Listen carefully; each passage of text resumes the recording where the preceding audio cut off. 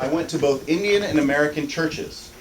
Now here's an interesting thing. Some of the churches I went to in America were mostly Americanized people. But then at the same time, my father took me to Indian churches that were almost all Indian, people from India who lived here. He still, to this day, is a big part of two different Indian churches where they worship the Bible, or they read from the Bible, and at the same time, everybody's in Indian. They even sing Christian songs in my native language, which is Tamil. One thing is, every morning, I would follow one of the workers of the house to the well, where they would fill it with water. They fill a big jug of water, put it on their head, and then carry it back to the house. And that's the water that they would use for the day. Other things like the toilet.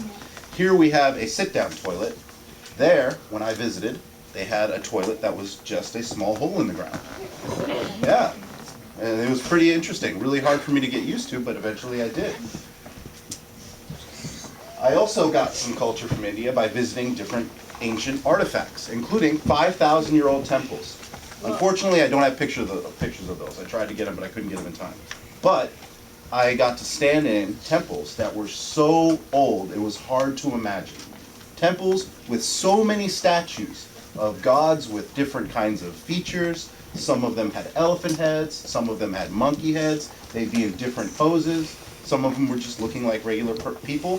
There were statues of different kings.